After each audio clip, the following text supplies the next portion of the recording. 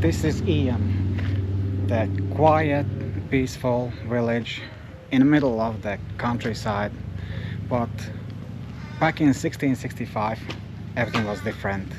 When the plague came, they locked themselves in just to save millions and millions of lives. So I'm here to explore the village and tell you a little bit of history about it. So back in 1665, the plague came in a parcel of cloth for a local tailor, and days later people start dying, and all the local villagers, they made shocking and remarkable decision to lock themselves in just to ensure the plague doesn't get out of this village, and this potentially saved thousands and millions of lives, because back in 14th century the Black Death or Bubonic plague killed almost 50 million Europeans, and that was at that time 50% of population.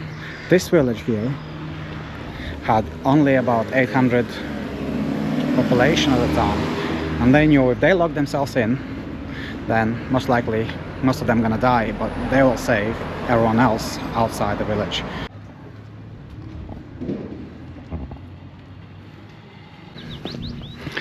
And now we just have left the village and outskirts of village, and this quiet field, it holds one of the most heartbreaking stories.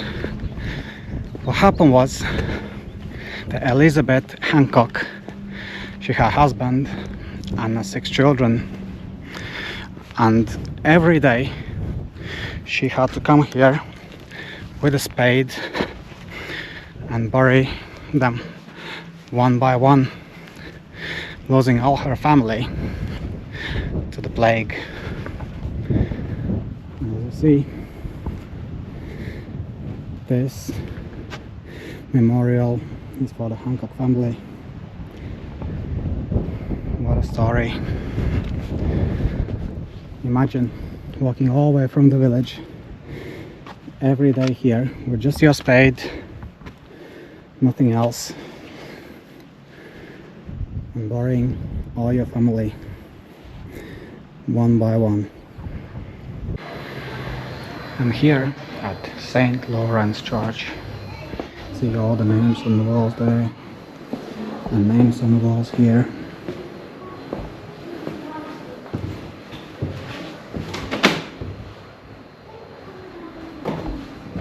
These are all fathers, mothers, children, all lost their lives to the plague. And this place been a sanctuary and a tomb at the same time for the local villagers. What once was a place where you give respect to the people, their lives, now has become a picnic garden. Well, I don't know.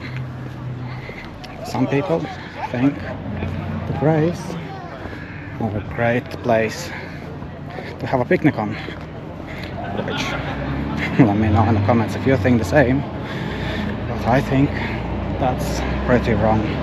And here lies the boundary stone. Beyond this line, from Eyam village to the stone and the next village there, people from that village there used to bring food, put it on the side, and people from Eyam village that were isolated on quarantine, they used to bring the money, put in stone, put them in the vinegar in hopes that that will kill the sickness. As you see, since then the holes are here where they used to keep the money. So imagine you're on quarantine in that village, and all your village most likely is gonna die from the plague. You are not allowed to go anywhere further beyond on this stone. That's where all your groceries and everything being taken. And now 350 years later, the village itself is still alive. People enjoying their coffee, some food, and most of them probably don't know the history of this village, but the life goes on. And as we see, the village has its own life now.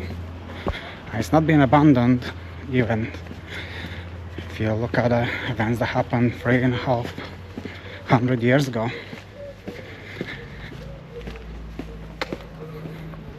Historic place.